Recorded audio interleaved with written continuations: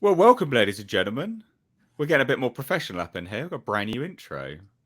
Hope you enjoyed that. I hope you could hear it. I hope it worked all right due to my being a pleb on Tuesday. But yeah, so this was what I was actually going to launch the channel with. Brand new sort of rebranding, logos, intros, all that good stuff. But anyway, I hope you enjoyed that. As always, Tuesdays and Thursdays, we are live streaming these streams. Do not stay up here on the main channel after the fact. They go over to the second channel, which is linked in the description box. Please do check it out. However, we've got a great panel today, ladies and gents, talking about some very, very funny bits and pieces. So we've got Paulie from the Latino Slant. We've got Nick from Echo Base Network. We've got Andre and Tom, both from Midnight's Edge and also Midnight's Edge After Dark, respectively. How are we all doing collectively? Doing good, doing good. Awesome, and congrats on the new intro. That was most awesome. That's the only time Respectable and Midnight's Edge After Dark are going to go together. Yeah, it kind of had a little bit of that retro feel to it a little bit. Absolutely. Yeah, I wanted to hit it sort of like I guess sort of like 80s sci-fi retro. That was the idea. I'm super happy with it. It's been in the making for quite a while, actually. But great guys that did it. Very, very, very good. And that's an original. Loads of people have already asked on the main channel, like, what's the music? It's an original piece, completely just like made from scratch. So yeah, really. You're going to get a lot of questions about that, just as we get for like, what's that awesome Midnight's Edge intro theme? And that's an original piece, and same guy that did yours. yeah, exactly. So I wanted to rebrand, and I asked Andre who they used, and went with the same people because they did such a good job on yours.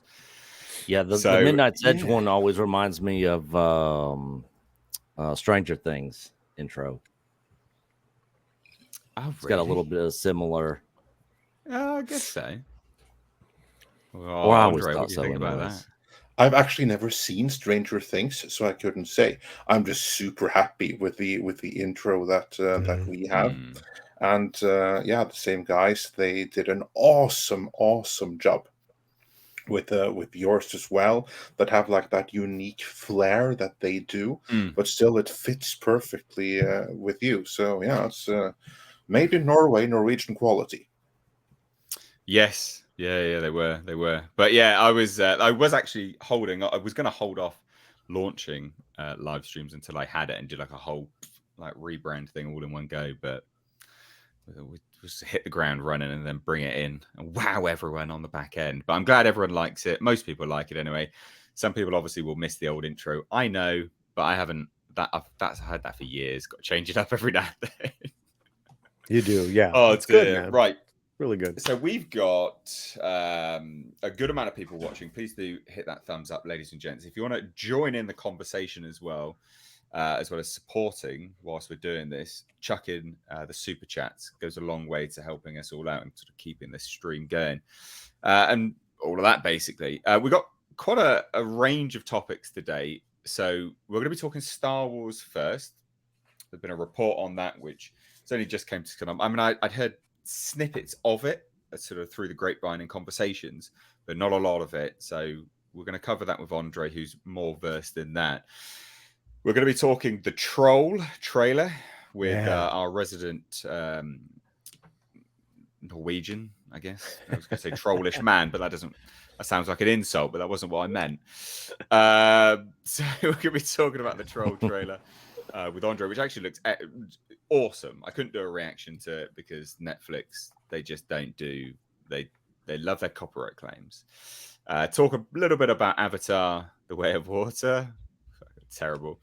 And then we'll be talking about the Crystal Lake Friday the 13th prequel, but it's not a prequel. They've also hinted it's kind of a remake at the same time now. So we're going to get into that as further development. Remake-will, I think it was. Yeah, so we're going to dive into that. I love it when they invent these new bullcrap terms to try to cover up rights issues. They're nothing like the ones I come up with, like Reboot-quel and Legacy-quel. Mine are better. Oh, I love that. Warner Brothers, 2.5 billion they're looking to slash off. And then we will obviously want to talk about Frog's urine, aka FROSK urine, FROSK, and the fact that she hates Henry Cavill because clearly, I don't know. I was going to say she wants the D, but that clearly won't work because she's Hi-yo.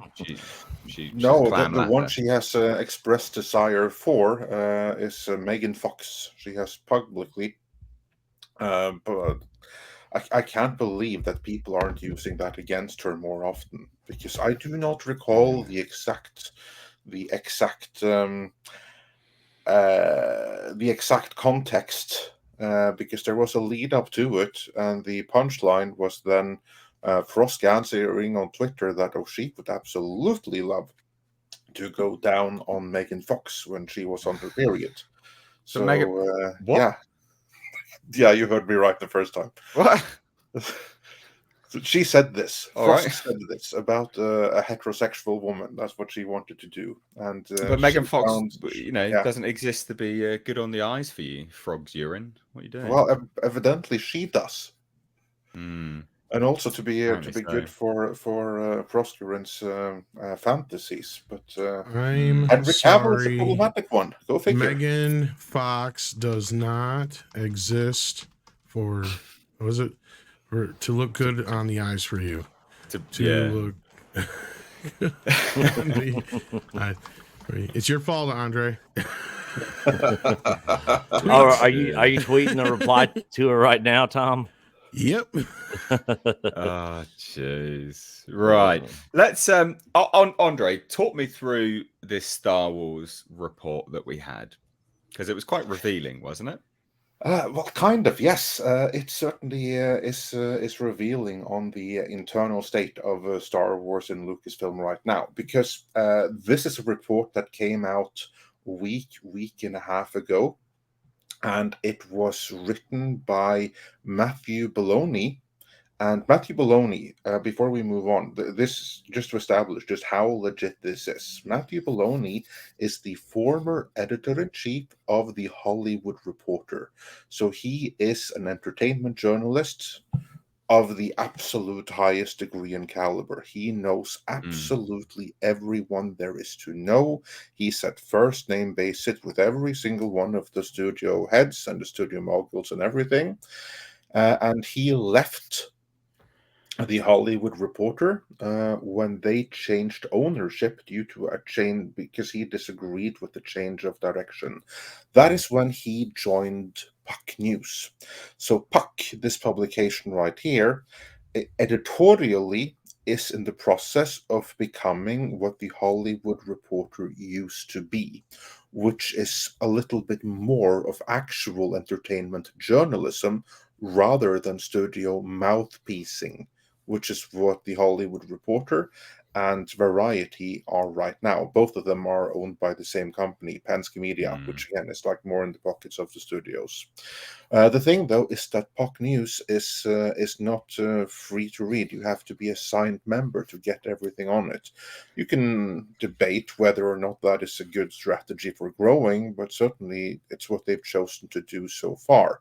And in this article, then, Matthew Belloni, he goes through the state of Lucasfilm after a few years of Kathleen Kennedy mismanagement.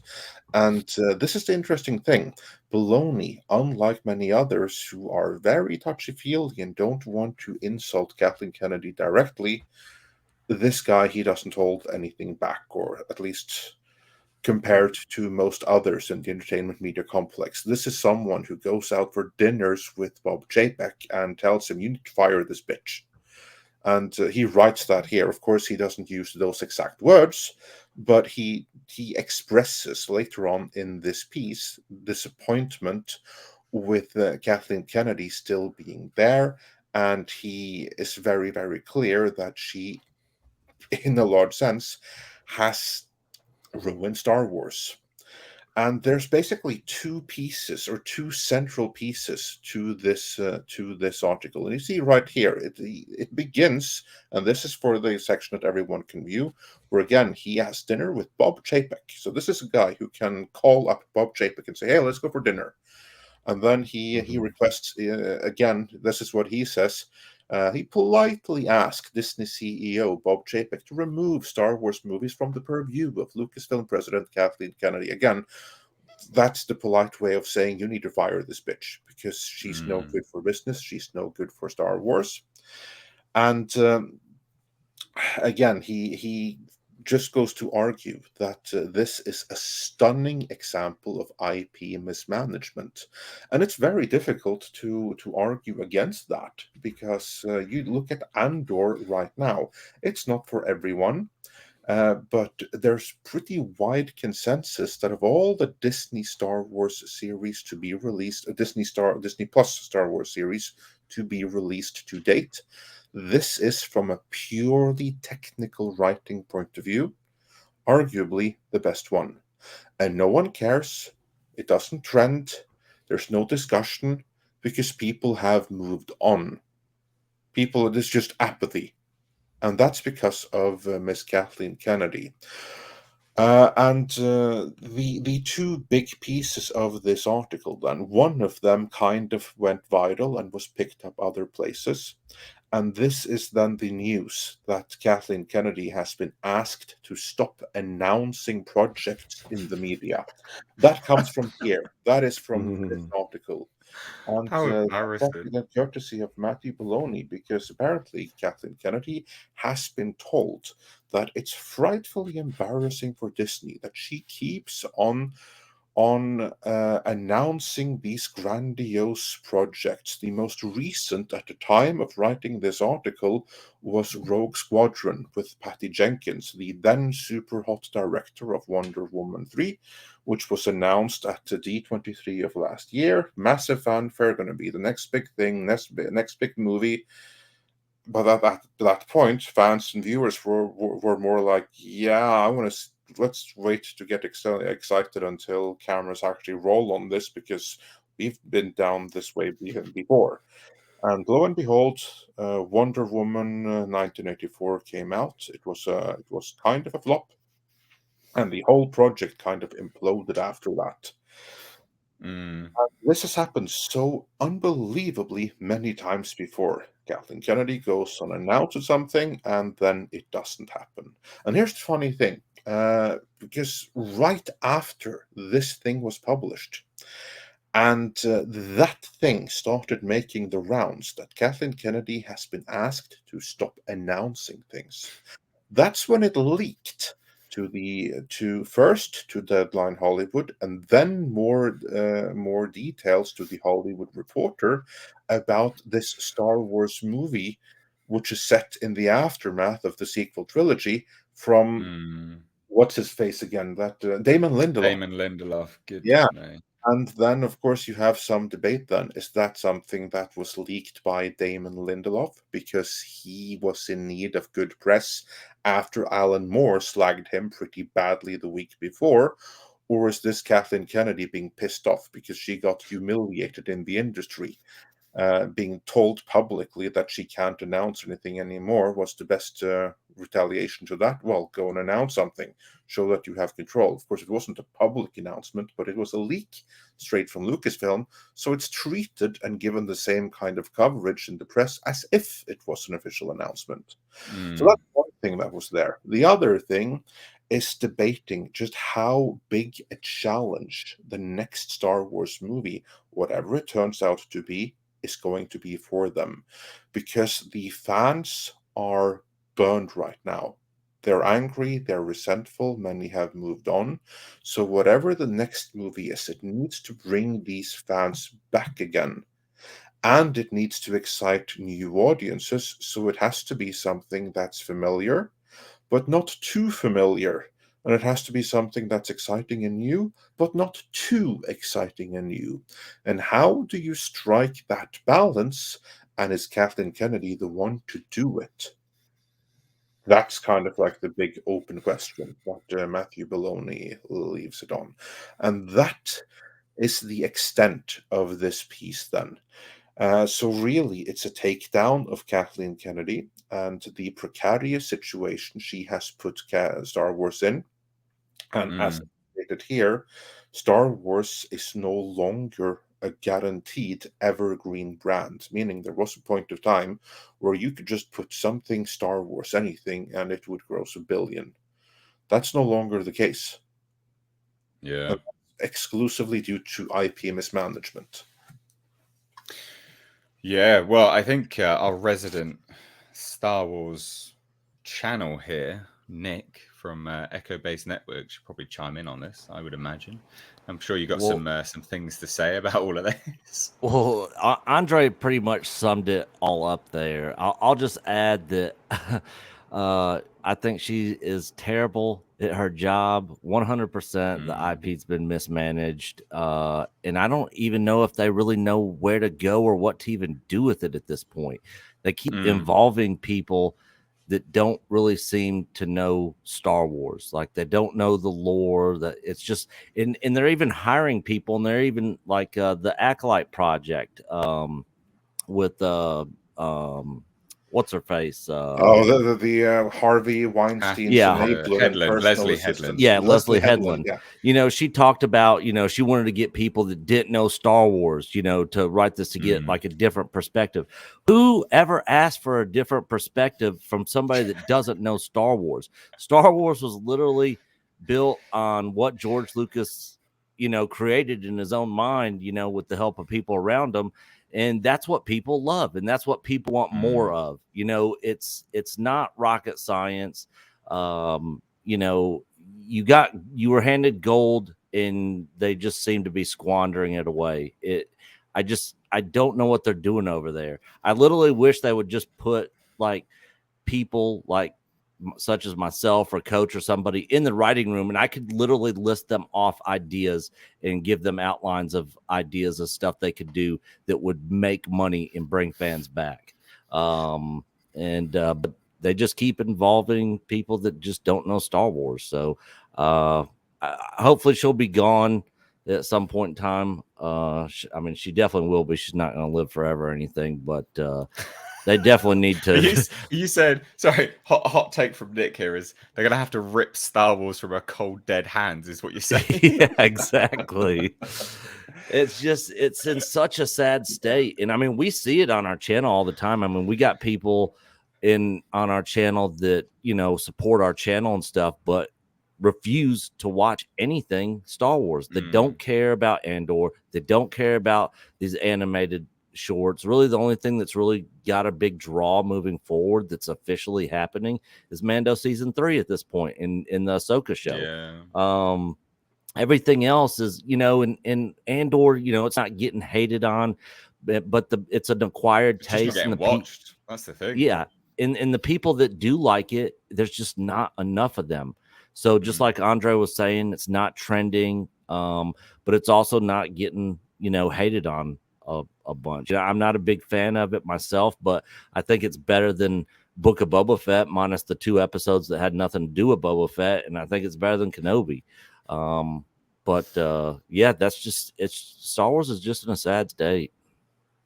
If I may add something to that, I think you hit on a really, really important point there, because Leslie Headland, she was like, yeah, I want some non-fans to bring some new perspectives. Isn't that the problem, that we've had nothing but new perspectives for the entirety of Disney's reign? Or copied and pasted perspectives. Yeah, when what they really need is something more familiar to what's been before. They need someone that understood what was before and how to build on that. And the one that came closest to it is Jon Favreau.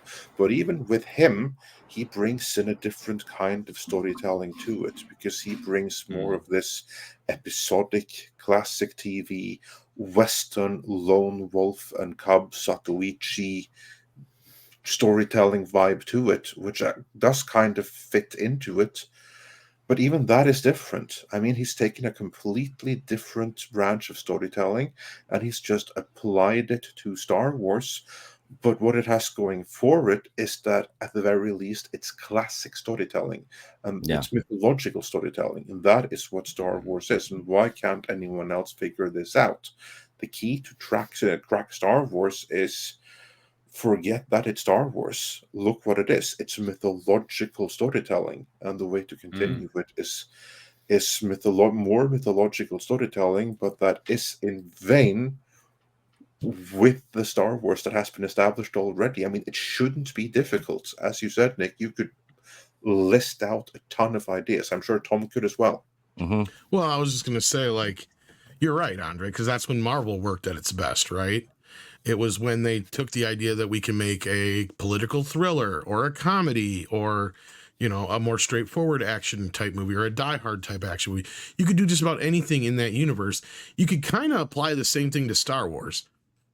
And that was kind of my early review of Andor, even though I've only seen 3 episodes. I said, look, I don't hate it, but I don't love it. And if we had enjoyed everything up to this point, I think it may not be beloved, but I think a lot of people will be like, well, at least they're doing something different, right? But unfortunately, like Nick was saying, they haven't earned that right yet. And Andre was saying the same thing too. It's like they haven't got to that point where you've earned the right to try something different because you haven't got the original thing right yet. You know, don't be trying to make the Big Mac when you don't even know how to make a hamburger. Right. You know, you can't jump to that level when you're not quite ready to try to get fancy, right? So, because I think Andor could work on a level as a noir kind of, you know, like I said, it kind of felt like the pacing of like Chinatown kind of thing, or like French Connection, kind of really, you know, 70s paced, dark noirish in a way, not quite noir, but you know what I mean? Like there's something to it that could be like, if all these other shows had been pretty much knocked out of the park and the movies had been great, I could see people being down on this show, but I could see people like us be going, no, we like this. This is a more adult approach to Star Wars. This is, you know, getting to see the bit of the back alleys, you know, and stuff like that. Kind of the reversal of the Orville. Because I always said what was great about the first couple seasons of the Orville, I haven't watched the newest one, but it was just like Star Trek The Next Generation, only we get to see the toilet. You know what I mean? We get to see the stuff we don't normally get to see on the show. And that's kind of what Andor could be, is we get to see the backdoor deals. We get to see the seedier parts of this world. But instead, it sounds like this meandering mess. And I personally really like it. So I'm the there's some people who do enjoy it, but I've heard a lot of people say that it's boring and drags on and it doesn't feel like Star Wars, which again takes me back to my original point. Yeah, if it wouldn't be a problem if you already had 10 things that felt like Star Wars, and now this was like the Captain America Winter Soldier of Star Wars. You know what I mean? Then we could accept it. Because by the time we got to Winter Soldier, we had a couple of standard superhero movies at that point. It was time for something a little different. Same thing with Guardians of the Galaxy. That's why I think that struck a nerve so well. Not only was it the sci-fi aspect, but it was a comedy. At that point, we hadn't had a laugh-a-minute Marvel movie.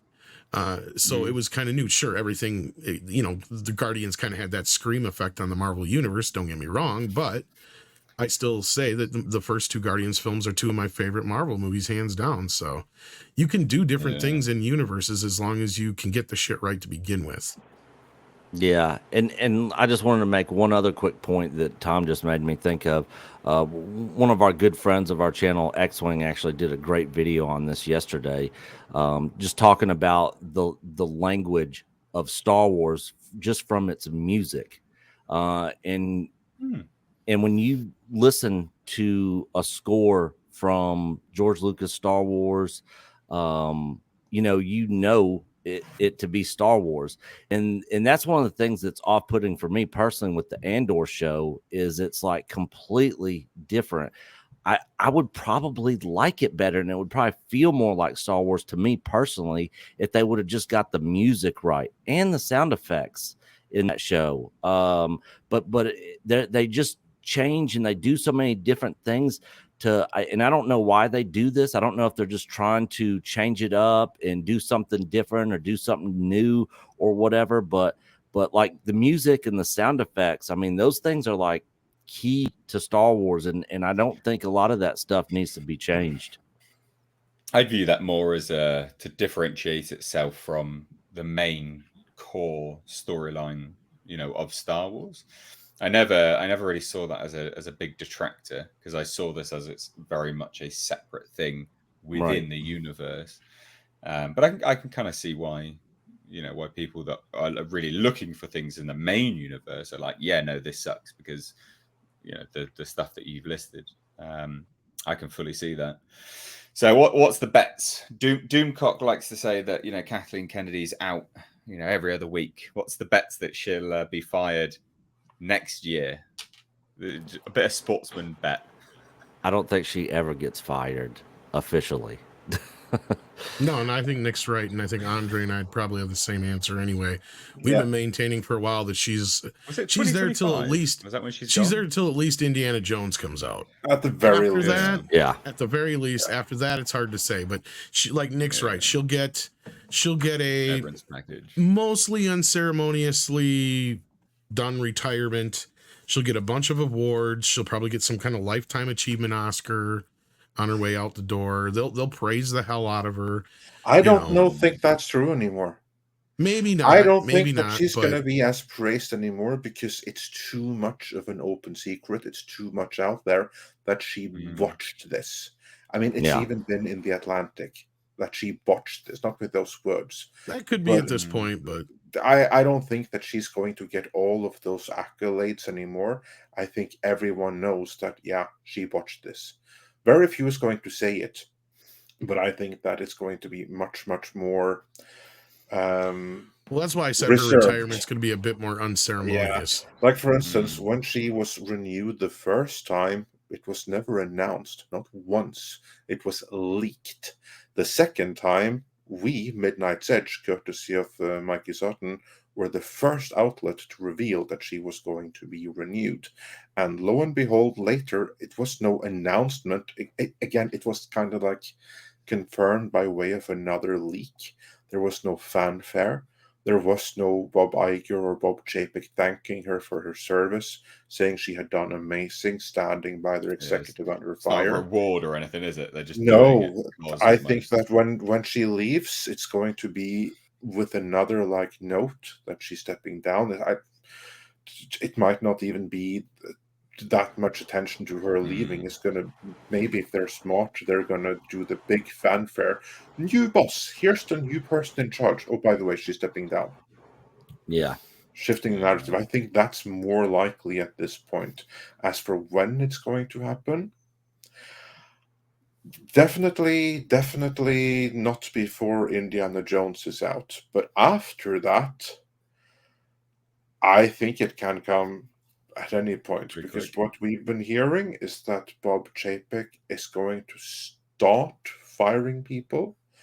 Will he have enough clout to do all of the firing that's needed to clean up this? Yeah, I don't know. I don't think so. I mean, probably not. He has to fire most of the freaking company to fix anything. Like, it could be that it's too late. That the only way to fix it is with a corporate takeover from someone super based. I don't know that it can be fixed from within at this point by anyone. No, I don't think so. Because we're a little bit pressed for time, let's shuffle on from this topic just quickly, because there's we've got to talk about the Troll trailer, and we're pressed for time because Andre needs to leave at a certain point. But let's talk about the Troll trailer. I saw this yesterday, and I'm sure loads of people on the channel were wondering why I didn't react to it, why I didn't do a video on it, and it's because Netflix blocks. They block their trailers, and this is a Netflix film, a Norwegian film, but obviously distributed by Netflix. I saw the trailer, and I love this stuff. This is me all over. I love the trailer. I thought it was absolutely fantastic. So, ladies and gents in the chat now, if you haven't seen it, go and watch it whilst we're talking about it. It was just absolutely exceptional. I mean, this being the poster is amazing. I love it so much. Andre, give me your thoughts on the Troll trailer. Well, first, full disclosure, because this is a Norwegian movie, and I'm Norwegian, so you would think that I would know everything about this thing right here. But actually, it caught me completely by surprise. It was our own moderator, Sex, that first alerted me to it. and I watched the trailer, and I was like, how the hell did this get made under my nose? Why did I not get sneak in on this and get like a cameo or something? But no. But anyway, I absolutely love the trailer. I think it looks fantastic. I know this director. It's directed by Roar Uthaug, who is one of the best directors working in Norway right now. He's the one who directed The Wave, which is like Norway's first disaster movie. For those that haven't seen it, I highly recommend it. It's actually really, really cool. It's a movie that takes place in the basically in like a little real life little village that is situated in the innermost part of a Norwegian fjord that's surrounded by mountains, when a rock slide happens and there comes a huge tsunami that washes away that entire little society. So awesome disaster movie. Check it out. Can't recommend it highly enough. He also directed the most recent Tomb Raider reboot, which that was not a big hit, you ask me. But so yeah, this is someone that knows how to do spectacle. This is like what of Norwegian directors who can do spectacle. This is the go-to guy. And this is essentially a Norwegian kaiju movie. Yeah, I was just about to say that is literally Norway's answer to a kaiju. It is. Watching this troll stomp through the city. I was just like, oh yes, let's go. It was amazing. It's the right awesome size, I think. Just the right size, the troll. Because they could have gone OTT, but I think they did just and right. A fun thing, because he does go stomping through Oslo in that city, and I can totally tell because because there's one landmark there. There is when you see him stomping through the town, there's like this huge neon sign that says Freya. That's the name of a Norwegian chocolate, and this particular sign is iconic. Everyone knows it. It is literally in the dead center of Oslo, within a stone throw away from the Norwegian Parliament building. So I think they've absolutely nailed it. Like, just this image alone, I think, is really good because it goes to show, and this is where I think a lot of other CGI kind of falls apart. Is the contrast of colors. You know, CGI gets the uncanny valley when everything pops too much. You know, something in the background or the foreground pops too much, depending on what's the CGI element. They've done really well with this, having it blend into the background a little bit more color-wise. So it doesn't, like, obviously, you know, look, it's obviously CGI. We get it. But it's not as glaring and in your face and a massively uncanny valley as it could be. And I think they've done a really good job with this. I think it's really good. I mean, from the trailer, we haven't seen it. I did like the trailer, but I will say that this shot here, this whole little scene in the trailer, did give me Kong Skull Island vibes, big time. And same, I thought the same watching it. That's obviously not a coincidence when you even have like one of the characters in the movie. Because obviously, like, Norwegians in general don't believe in the existence of trolls, and you see like this in the government guy who was like, what do you mean? Yeah, I know, it's probably shocking. Do you not believe in trolls? No. Anyway. My mind. But anyway, because this is like a fun thing that I think is kind of like telling, which shows where they go. Because when when you have like this revelation, when the authorities first learn that a troll suddenly dawned on us, like something just woke up and came out of the mountain. You see like this one guy is like mocking, laughing. He's like saying, well, what came out? Like King Kong? The hell are you talking about? Yeah. I mean, that's obviously the director giving a clue as to what's his inspiration here. And that was obviously King Kong and not Godzilla, which it might as well have been. But so yeah, I think that there's that great Kong, shot in Kong similarities are intended. There's that great shot in the trailer where you see inside the mountain and it's just full of skeletons, isn't it? Yeah. Crazy. I Speaking also of have Kong like shots this here too. Kind of reminds Yeah. I had a question for Andre. Yeah, go for it. because I absolutely loved the trailer, everything about it, and even at the end where the two characters are driving away and they said, "Hi ho, here we go." Did you catch that, Andre? I have to rewatch that to Two see exactly characters, that. Yeah. yeah. So two characters, and one says "Hi ho," the other one says "Here we go." Is that part of a song or like a? Okay, you know what? Let me check that. Is that from I- Snow White or something? I just thought it was because fantastic. I Those didn't are do was this dwarves, yesterday. I Give just me thought that give me was one really second to rewatch it, and I'll tell you right away, and Okay. I'll share some Right other at more the end. details about it. So just yeah, thought that was so clever. I mean, the humor was like really clever. very Norwegian humor. I Yeah, can tell I you that much. just absolutely loved it. Yeah. I like the end It where that feels. one military guy was like, military experience. He's like, yeah, and he's like what Call of kind? He's like, Duty. Call of Duty. Yeah, that was cool. Yeah, and you could tell that character is like a total he's like the representative of the government, I guess. Just a He's suit like guy, isn't he? He's just a total Yeah. like known nerd suit chap. guy, not even like Yeah. a slick suit. Yeah, I think I found the humor to be somewhat British, actually. To be honest, like that would fit in with a British. Yeah, just with anything British as well. Like that definitely would have fitted in with that. So good, so good. Yeah. I really like this, and it kind of came out of nowhere. Loads of people are like, "Is this a sequel to Troll Hunter?" Which is a great film. It is so good. If you've not seen Troll Hunter, go and watch it. It is a staggeringly good film. I really like that film. Quick question for you, Nate. Are you a fan of Old Greg? Old Greg. Yeah, British comedy. Old Greg, the swampy guy. You know what I'm talking about? No, that doesn't ring a bell. Like you Old just mentioned Greg. British comedy, and that immediately popped into Yeah, my I head dunno. because I got a lot of friends that I wasn't a big fan of it, but I got a lot of friends that are all you're about talking about Old Mighty Greg. Boosh. Isn't that Mighty Boosh? Yes. Yeah, I never got into the Mighty Boosh, to be fair. Never really got into. I didn't Mighty either, Boosh. but there's a lot of people over here that freaking Yeah. That's quite a particular line of British comedy, I think. A very particular line of British comedy. As for this line, the "Hey ho, let's go," this is no song that I'm familiar with. I had to see it in the movie, but what I noticed that it sounds like she's saying "let's go" in English as well. So if there's a song, if it's a reference or something like that, it's nothing in Norwegian. Yeah, I there think is it's a English in reference this as to well. There is English. hi in this ho, as hi well. ho. It's off to work. I was we say go. that's I think it's a reference to that. that's Yeah. Seven Dwarfs. That's just Unless no it's the like Seven Ramones, Dwarfs "Hey here. ho, let's go."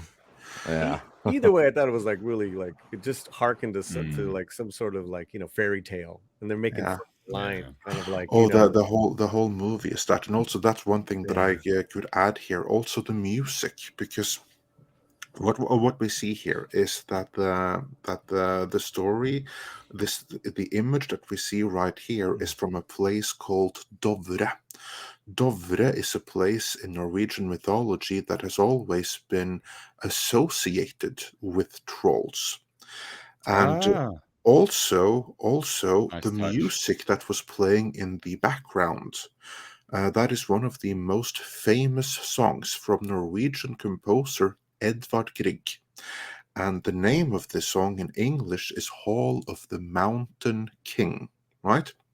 But the actual Norwegian title of it is Dovre Gubbens Hall, which is basically then the hall of the Dovre troll. And again, this takes place at Dovre, and they have the music to go with it. So that's fitting and a cool little reference that certainly Norwegians who know this stuff will learn to appreciate. So they get many details right here. And also this area, Dovre, it's tundra, it's frozen tundra, much of it. And it's very mountainous landscape, and it has a very unique look because it was covered by glaciers during the last glacial maximum, meaning what we call the Ice Age. and it's an area that was scraped barren by the glaciers, and you have like these huge rocks laid strewn about. This was also a topic in the movie, or brought up in the movie Troll Hunter, which you referenced, because that took place in Dombås, which is fairly close by. Yeah, I honestly very much looking forward to this film. It seems to be that we're getting like a worldwide sort of, you know, kaiju element, right? There was a Thai film, I think, called The Lake or something like that, and that's again another sort of kaiju film. It's nice to see world cinema. Obviously, this, you know, Norway on Netflix, but it's still world cinema getting a bit of a leg up. It's nice. Absolutely. Yeah. I was gonna say too, Nate. When I was first watching this, I was like, "Oh man, this kind of like the scope and feel from the director. It was like, this feels like The Wave." And then I looked him up. I'm like, "Oh yeah, he did The Wave." Fantastic film. Yeah, fantastic. absolutely. So, Very cool. is this out on Netflix already, or is it coming out? No, December 1st. So it's a little more than 3 weeks away. So I guess know, it's we'll all have to going to be do, Norwegian, and it'll be subtitled for everybody outside I of guess there. so, unless Netflix does a dub of it, which wouldn't surprise me. But it's Norwegian story taking place in Norway with Norwegian actors. I don't know why you wouldn't want to see it with subtitles, with some very English-friendly references, I'm sure. And for those that wonder, yes, that's what my native language sounds like. I also got a feel from watching this trailer. I don't know if you guys ever played God of War 3, but the troll almost reminded me of Gaia, the Titan from that game, God of War 3, where you know, Kratos was climbing it, and it was almost like Gaia was like a mountain, you know. Really, really cool design. I like the design in when I watched the trailer. Yeah. I think you know, I'm really looking forward to this. I think we'll have to do a review of this when it comes out. Give you guys some time to watch it, and then do a review of it on the stream. From one trailer to another, let's talk about Avatar: The Way of Water, shall we? Before you have to go, Andre. Oh, I'm just gonna give my thoughts on it. I tweeted it out. If you don't follow me on Twitter, please do at Missed Reviews. It just 14 years for this. It's literally more of the same. We've got more, you know, Pandora, Gaia, planet, you know, the planet. Oh, I can hear her. I can hear her heartbeat. What does it sound like? Blah, blah, blah. There's another random love story. They're essentially asylum seekers now as well, by the way, in this film. They get like rejected by the others, but they're like, oh no, we got no home. Please go. They're basically asylum seekers. They're refugees. It's just more of the same. Like there's a shot exactly the same. You know, I can't remember her name, but it's Zoe Saldana's eyes as a cat, you know, crossing over some foliage. It's shot for shot exactly the bloody same. How did they get this? How what? How long for this? And I did a trailer video to it, but it got copyright blocked. I couldn't even release that. But yeah, like it's, to me, what a missed opportunity. What a missed opportunity. And I just think this is going to have a monumental drop-off second week. I think this will be that's my prediction anyway, a very big drop-off second week. Just looks crap. Visually, it looks good, but it looks crap, more of the same. I agree completely. And I have to say, though, I slightly disagree that it's a lost opportunity. I don't think there ever was an opportunity. I don't think that the world of Avatar, like this Pandora thing, I don't think that there ever was a desire to go back to it and revisit it beyond the spectacle.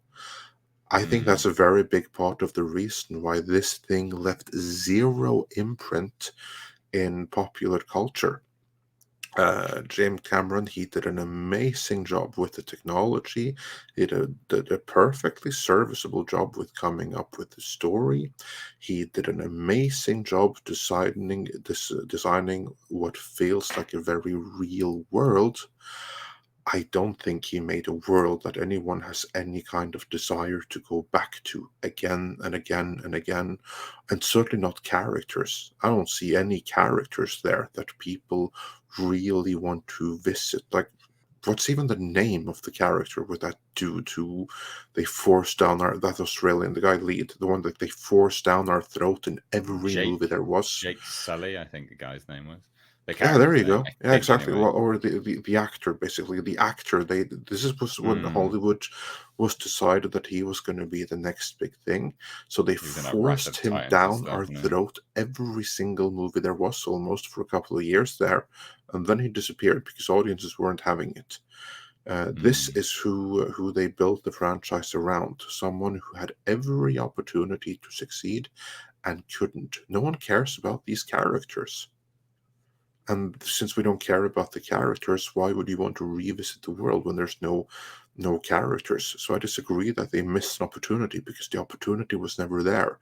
Avatar was like a one-hit wonder in a sense. But doing an Avatar 2, I don't think is going to be any more successful than a Titanic 2. Yeah, it'll be. I mean, excuse me. I just don't get the appeal. I just don't, and I don't understand. Like, it's almost like it's because whenever I do a video on it, loads of people always come out and go, "Yeah, no, I love this," and I'm like, "But what do you actually love?" And they can't really say that much. They're like, "Oh, but because it was just such a good world." It's like, what are you on about? Like, what? What do you mean it's a good world? Like, this is the kind of I don't see how. I mean, you can like what you like, of course, but I don't personally understand the connection people are having with it, especially when it has had literally zero cultural impact at all. It's just, weird. And it just every looks a bit poll lazy I've done, every time I've said anything about it, sure, there's always one or two people who are interested, but that's in comparison to the dozens upon dozens who are like, not interested, don't care, not going to see Dances with Smurfs, and Andre's right. James Cameron's one of those guys that you should never bet against. I agree there, but this is that one time that it's the safest bet in the world, because he is completely out of touch right now. Usually he's on the cusp of or ahead of the game, right? Especially with Terminator 2. Ever since then, even The Abyss, right? Like, he's always kind of been just one step ahead of everybody else. He is 15 years or 20 years behind everybody now.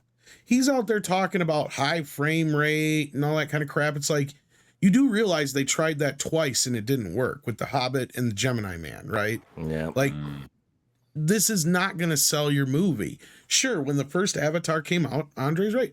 The spectacle of, polarized 3D where you didn't have to have the red and blue for the first time for most people was amazing, right? Like, a lot of people had never seen that before. Not only that, yeah, they had polarized 3D back with like Jaws 3 and Friday the 13th and all that kind of stuff. But back then that was done with, analog systems. So it was a headache usually. Now you have digital systems to where seeing something in 3D, big difference, right? So yeah, at that point, 20 years ago, that was a hell of a spectacle. Now, looking at this trailer, I can't tell if it's the new trailer or kind of a repeat of the original, because it's all the same story beats, really. It don't look technologically any better. It looks just like a Pixar movie, just like the first movie. I can tell the backgrounds are just as animated as the foregrounds, right? Like, none of it feels real to me. And there's nothing here pulling me into this going, I've got to see that. Sure, I will admit, I didn't love the first film, but I also didn't hate it. But you have a situation where you haven't had a video game, a television show, a comic book, anything to keep this franchise alive for the last 20 well-selling years, merchandise. And it's also over 3 hours long. Like, it's got to really earn that runtime. But one thing I found quite funny in the new trailer, their adopted son, the human, wasn't in it at all. Nowhere to be seen in this trailer. Featured very prominently in the teaser. So that would have been that's a marketing decision to remove him, which I just that raises a curiosity. Raises my curiosity anyway. I'm like, well, what reasoning would you have to remove him when he was front and center in your teaser trailer? You know, the little white kid with probably to dreadlocks. avoid people saying it's even more like the original film because of that, I guess. I don't know, because it really is the same story, just instead of humans, it's two tribes learning to live together. And I'm sure that the kid will play a part in that too. So yeah. Well, yeah, the two tribes have to then come together to fight against the humans again. You're just like, for goodness sake, it's the same thing. Well, and this is what I tell people. I love Terminator 2, but guess what, kids? Here's a brain buster for you. It's the same fucking movie as the first movie. Beat for beat, line for line. Just different characters saying the lines. I'm not kidding you. Watch the movie back to back with the first movie. It's all the same thing. Instead of Club Noir, it's the arcade at the mall. If I could, it's all the same. It even ends in a steel plant. So yeah, to go off of what Tom was saying as far as just being behind with the times, and you would think that Cameron would take a real organic following of one of his IPs, which is Alita. They have a real organic following, a cult following, and push that film to get a sequel. No one, they're still every day they still talk about Alita and the Alita Army and trying to get a sequel made. No one has for the last years since it was made. No one is talking about Avatar. No one. Yeah. No one's talking about it now, even with the trailers out. That was a legit, solid, successful movie, with Alita, and you have this cult following. Why isn't Cameron and Rodriguez pushing for that? I mean, this is going to be a huge. Speaking of cult followings, Paulie, I think, real quick, this is going to be a huge financial failure. There's a lot of younger kids who are saying, I don't get the hype with James Cameron. I don't get him because he hasn't made a movie in 20 damn years. That's why nobody knows who he is now except for us. Right. So there's a whole generation of kids who are just like, I don't know who James Cameron is. So if we're looking at like metrics, right? Like we're looking at, viewership of things like that. Avatar: The Way of Water official teaser trailer 5 months ago only had 25 million views. But that's actually quite small for a trailer nowadays. 25 million views, 5 months. The teaser trailer only had 25 million views. That's not good, right? To put that into perspective, I think the Batman had 25 million in like 2 days. Something stupid like that. Do you remember? It was quite a high amount, and it was in a very short time. And Dune was pacing with Batman, yeah. Yeah, maybe I'm getting them muddled up, but I remember that they hit the 20-odd million mark really quickly. So you got 25 million views 5 months ago. The new trailer, 1 day ago, on Disney Studios LA has got 4.9 million views. Okay, no. So the official trailer on Avatar, they have a YouTube channel for whatever reason. That's got 21 million views. But it does seem to be that's actually the interest is that range. It doesn't seem to be going above that. The interest is there, the 20, 25 million mark. That's not huge blockbuster territory. Well, it's still going to be a blockbuster territory. And again, we could all be wrong. It could be the biggest movie since whatever, but I will say this. The moment I was like really starting to think this might not do anything is when I was watching, I can't remember one of the recent movies I went to see.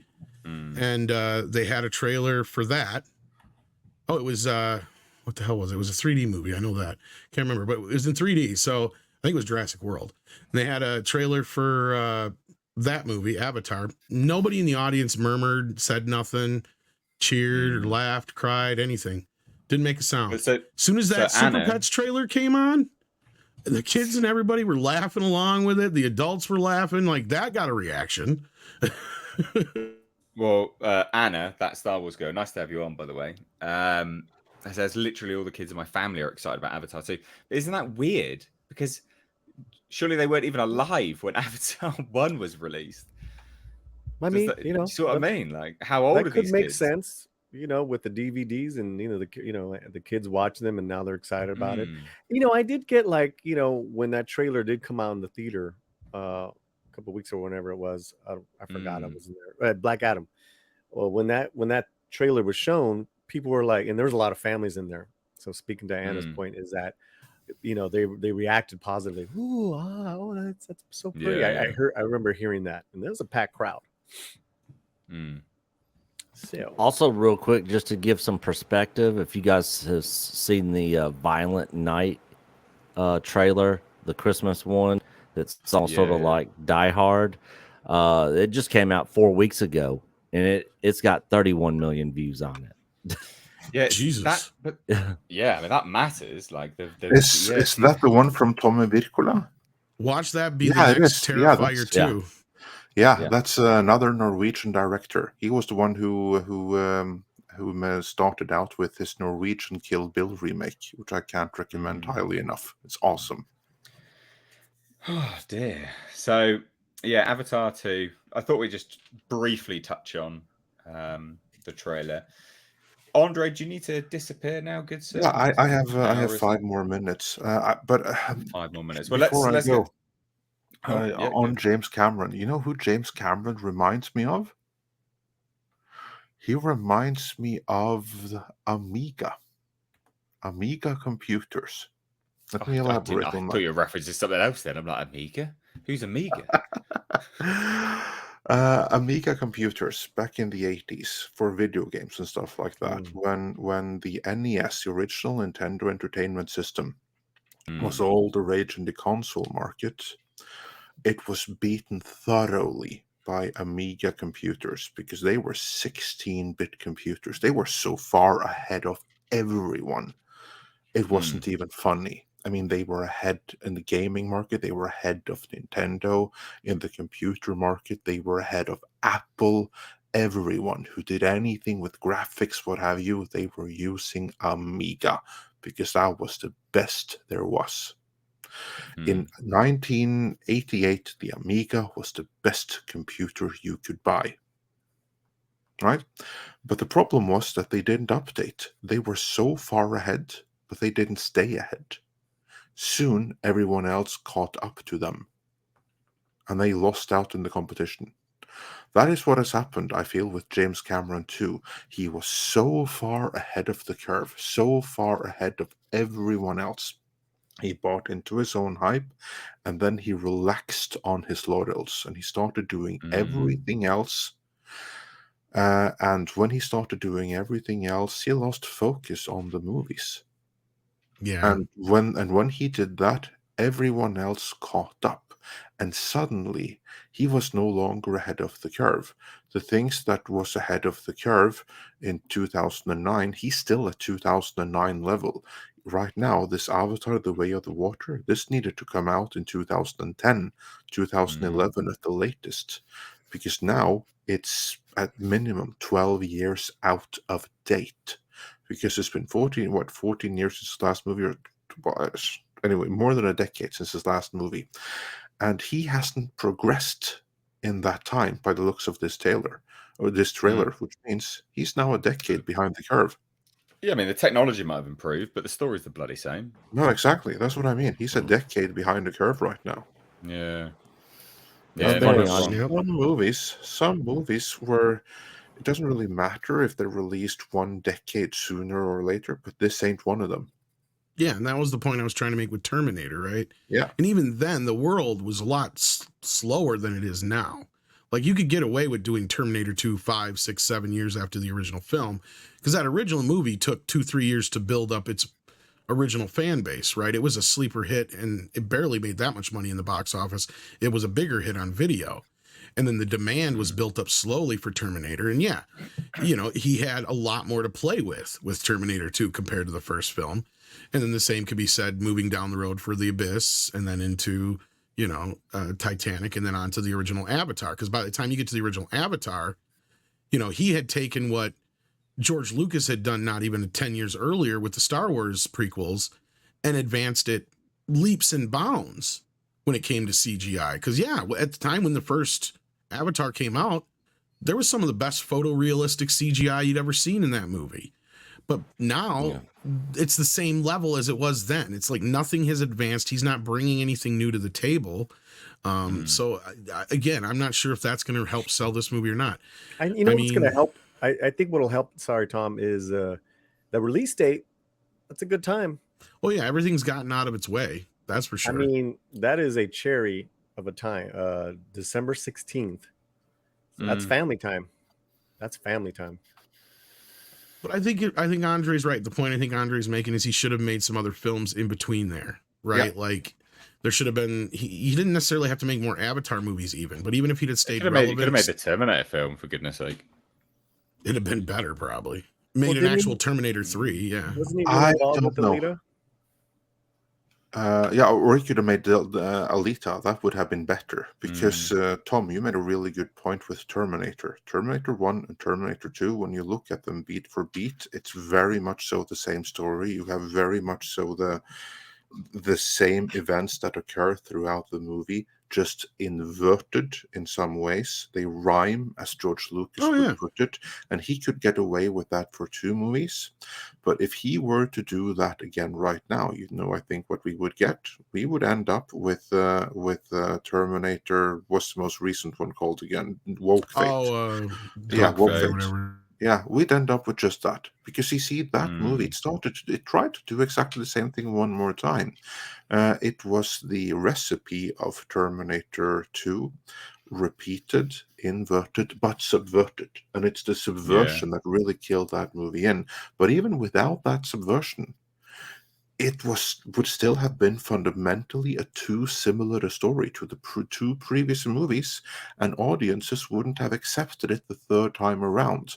And that's the movie I think that James Cameron would have made. He would yet again find some way to use the same basic formula for the movie, but just like invert some more things in a different way, and audiences wouldn't have it.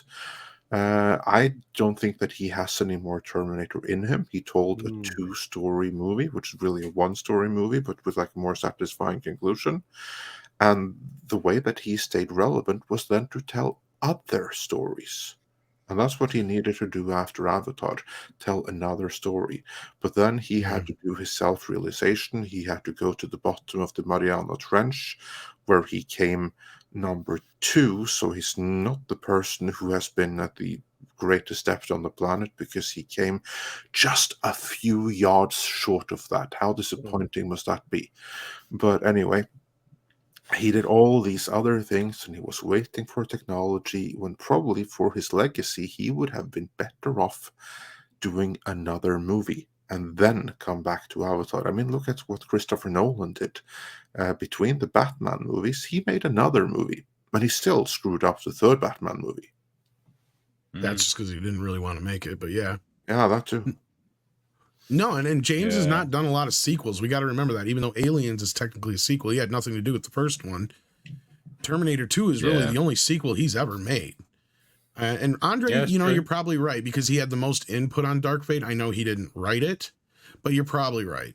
That's probably similar to what he would have come up with anyway. That's what I'm thinking. It's that is the one movie where he actually had some legit input. And so what does it do? Well, that's the movie that basically rethreads Terminators 1 and 2, only with some inversion and the really disastrous thing, subversion. But still, again, even without that, that movie would have failed. And if James Cameron had made it, it would have failed too. Because he only has, it looks like, a few stories in him, and he's not someone that can go and create a world. And he did it for Avatar, and that was fine. It was a huge hit then, but then he wants to come back to that world. And so he created a world, but he didn't give anyone a reason to come back to it. Not the world and not the characters. It was a one and a done deal. And now we're going back to it, and that's going to be very costly for Disney. Or not. Maybe they will luck out. Real quick, we got over 600 people in the chat, 340 some odd likes. Let's get the likes up, please. Hit that thumbs up button, please. That would help out the stream. Thanks a lot. It does. Yeah, it helps get the stream out there a little bit. YouTube's pretty garbage. Let's get us some super chats real quick. And do you need to go, Andre? Or Yeah, I do need to go. So, but thanks for having me, and everyone. Yeah, you're smash that like more and, than welcome. good day. Good to have on Thursdays. Nice to have you on, dude. Adios, F.A. All right, take care, everyone. Bye. Good seeing you, Andre. Likewise. Take care, man. And everyone, please do check out Midnight's Edge. It's in the description box. Everyone's channel is in the description box. But let's get us some super chats real quick. JS Pena sent $1.99. Says, happy anniversary to Gojira. Long live the king. They actually announced Godzilla Day. something on Twitter as well. Like Toho is making the first Godzilla movie since Shin Godzilla back in what, Till now. 2010? Yeah. Pretty big news, to be fair. Pretty big news that they're going to do that. I mean, it was 2012 or 13. I can't remember which, but yeah. It was just before 2014's Godzilla. Yeah, it was just before the other guy. Or 2013. no, it was in between, actually. No, it would have been 2016, now that I think about it, I think. Oh, was it Yeah, yep, afterwards, was it? WCW. Yeah, it was in between. Okay. Because that was their answer to Godzilla being so fat. That makes sense. It's just They're eating like, the other Americans made Godzilla fat. Figures. one. One too many Big Macs. So I mean, I'm keen to see what they come up with. I like what Toho does generally. I think it'll be interesting to see. Happy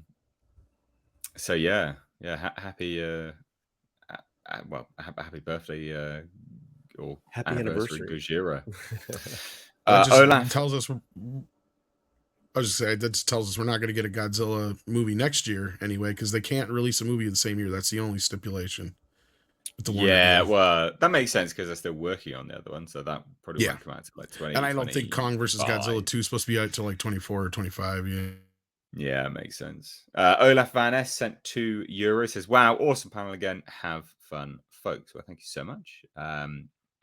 These panels are really good. So, thanks to my guests for obviously joining me, and thank you all in the chat for joining as well. John Carpenter has a short Godzilla that's supposed to be premiering tonight too on the Shout Network or something like that. They're showing I thought it was Godzilla just him film. watching it. Yeah, I thought it was just him. I don't know. I thought he did some Godzilla. short film though too, or he's presenting some short film maybe. But yeah, one of the two. Okay, I'll have to check that out. I thought it was just Yeah, I I'll know have to there's look some at that. short film that's supposed to be premiering with it. Yeah. And Solo sent €5. Says, really enjoy your Star Wars talks. Gonna complain about it on Twitter. Lol. Stay awesome. Well, thank you so much. Yeah, we obviously opened this up talking about Star Wars today, just because it's interesting. It sort of opens up a wider discussion about other bits and pieces. Daryl Brewer became a member. Thank you so much. And that's, a good way of helping out the channel. And you get some exclusive little emojis being a member here on the channel. So consider it, but you don't have to, obviously. But thank you so much all the same. I've got to kind of scroll because we have had some, but they're sporadic. Zombie Box Review sent £5 super sticker. Thank you so much. Wrench in the chat, Andy. Nice to have you on, dude. Keeping the chat nice and moderated, wrenched, as it were, I guess. And we've got some interesting topics to come up now as well. I know I'm doing these super chats, but we have to do them. It's a good way for people to join in the conversation and support the streams. But we've got 3 more topics to cover today, so we will get to them. Tom Workin says, Terminator 2, same structure, but different dynamics. Family, motherhood versus being a lone wolf. The implications got deeper, and we got the T-1000. Yeah. You are completely right. There's sort of different dynamics, but structurally and very similar story-wise, it is still very, very much similar. Pedro Neves says, I'm confused. Is Avatar Disney or Warner? Worked for Disney before they changed the section into Pandora.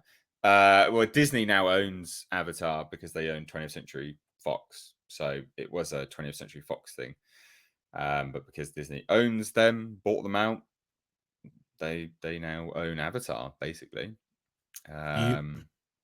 Yeah, sadly, tragically. Douglas Connor says, hey, Mr. H, huge fan. Just wanted to say hello. Well, thank you so much.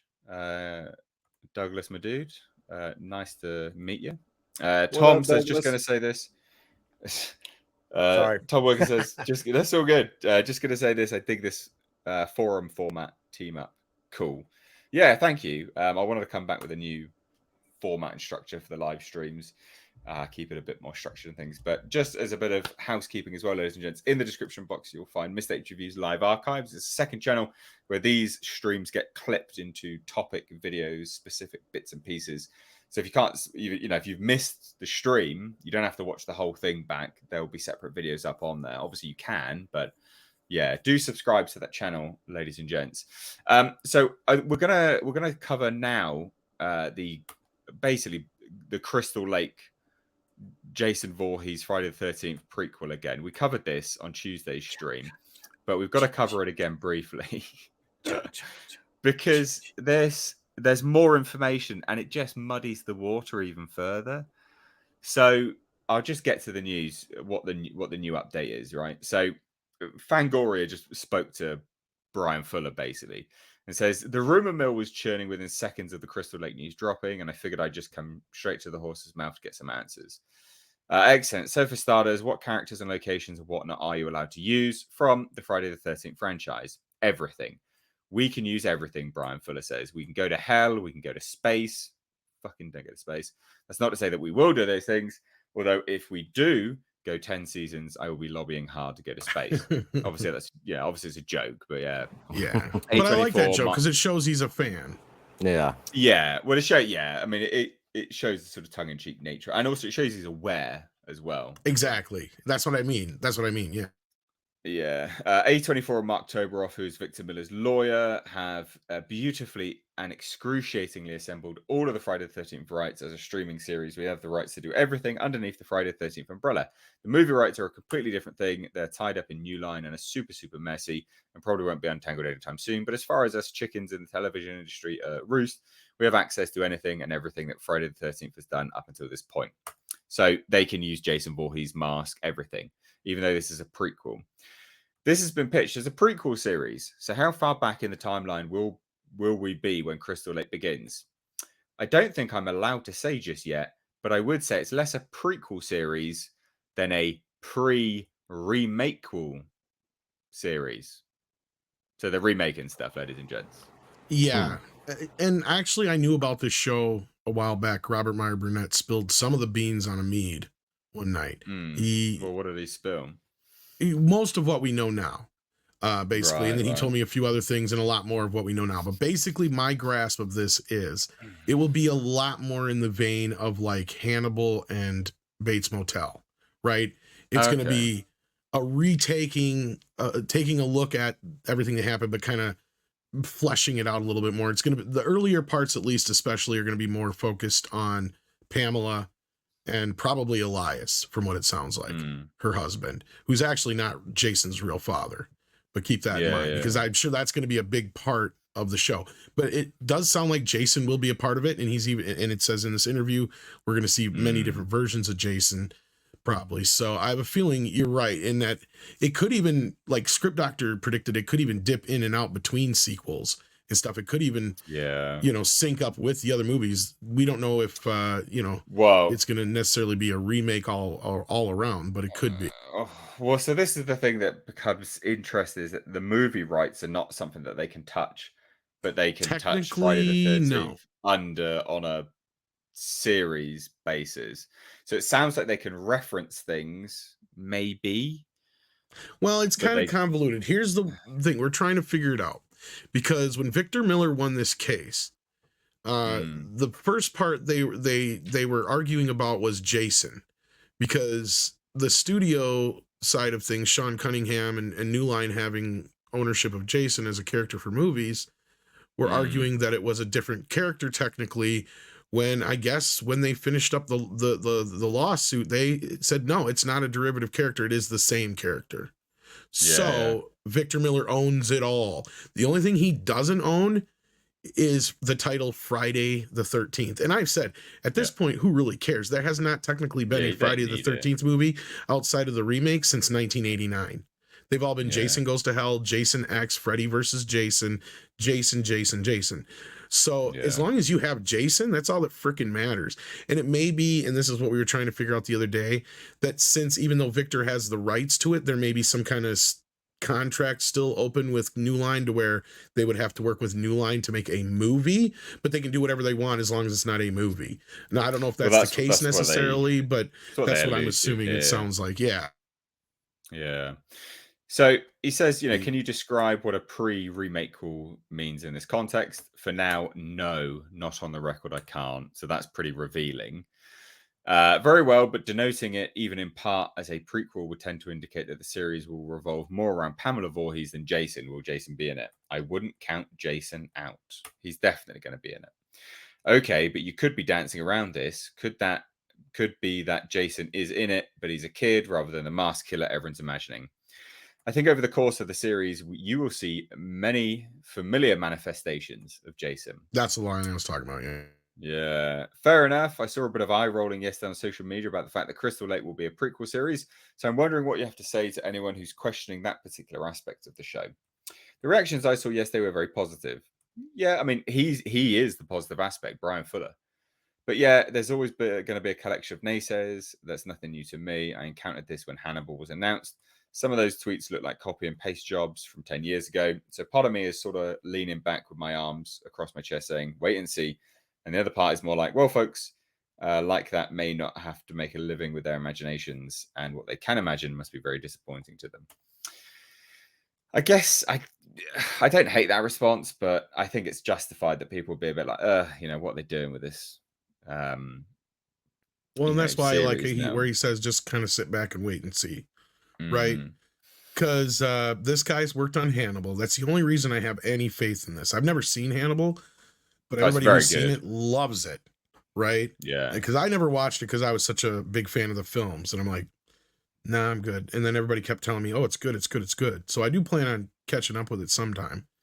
So in that respect, and if you can do something like they did with Bates Motel, and it could even be like to where the first season or two is about, you know, Jason being born, her dealing and struggling with, you know, his you know, mental situation. And then the film leads off, or the show leaves off with him drowning, right? Yeah. And then you pick up with the movies, and then the show will pick up somewhere in between there. Because then from that point on, Pamela's technically dead, but you can still bring back that actress through visions and other things and other means. So there's lots of ways you can do this, because Jason is kind of led by this voice of his mother, right? Kind of like she was led by his technical voice earlier in the first movie. So there is that mental instability in the family. I'm sure they're going to play into that quite a bit. So this is interesting, right? So everything you've done for television to this point is a bold look. Hannibal for starters. Can we expect Crystal Lake to look the same? Now, this is the interesting thing. So it's a 2-season done deal already. Yes, one of the things that is super exciting and one of the many reasons that we went with Peacock is that they blew every other competitor out of the water. There was a bidding war on this, and they came in strong and gave us full season commitment with a huge penalty if we don't do a season 2. So it's kind of a 2-season commitment, but really just the first season commitment. We're going to have roughly 5 times the per episode budget that we had on Hannibal. Now, I've just looked at that. Oh, man. You could be talking about 2 different... Well, so the thing is, originally, it was $750,000 per episode for Hannibal, which is not like huge, not low. For that kind of procedural show, that's pretty high. But it did fall to $185,000 per episode for the third season. So I'm guessing he's probably saying the bigger of the 2 there is what they're going to get. That's imagine a big sum of money. What I like here too with that response is he gives us a bit of an idea of how the sausage is made, and this is what Andre and I tried telling people about before with how these contracts work and why it was so tough for Netflix to get out of the Discovery deal until season 3, because there's these huge penalties involved if you do. Yeah.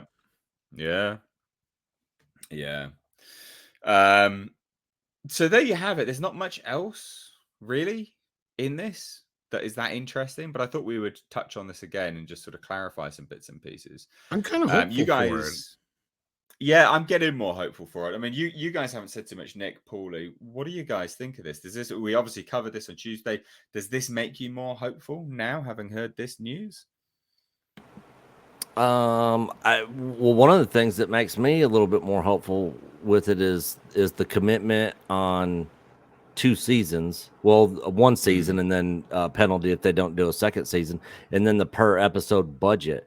So it seems like the studio's got faith in this. I'm sure they've already pitched ideas on what exactly they're going to do, what the series is going to be about, and that sort of thing. So when you first brought it up last week, I was sort of like, I don't really know how good this is going to be, but after knowing this, it might at least be worth checking out at this point for me. Yeah. So, it's got my interest peaked a bit.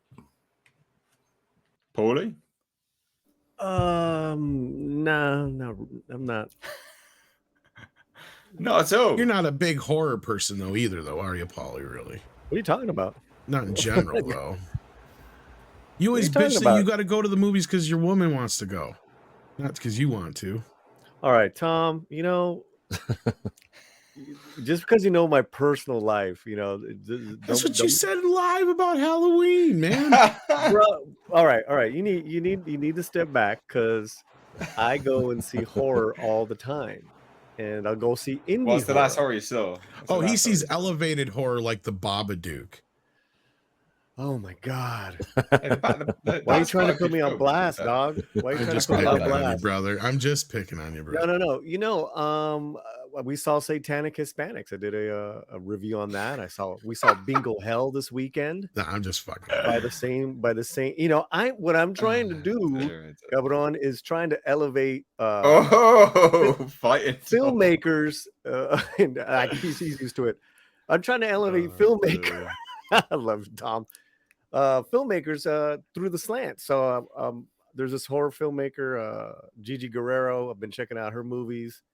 I did the review on Bingo Hell with Richard Brake. He's in that. Oh, what did we see? We saw Barbarian the other night.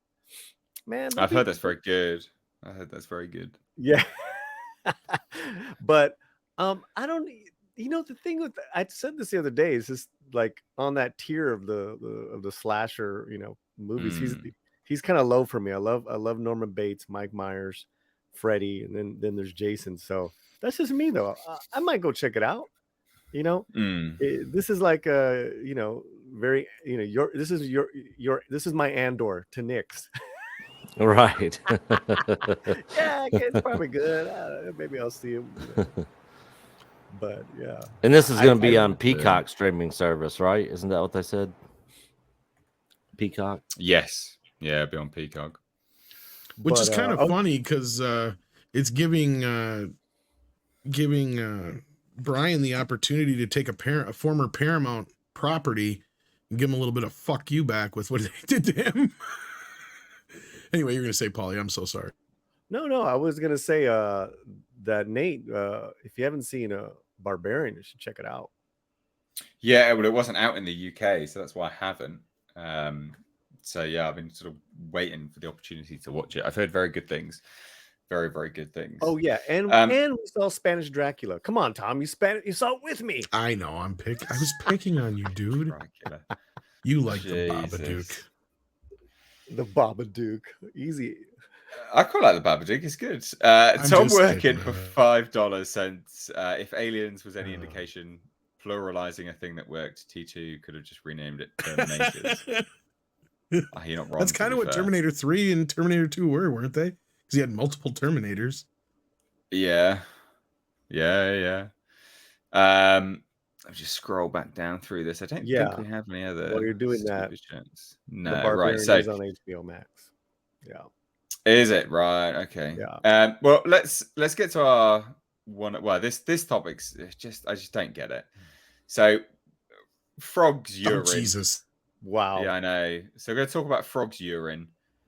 Former G4 host FROSK disingenuously attempts to frame actor Henry Cavill as problematic because he said, I don't get it. She's such a scumbag.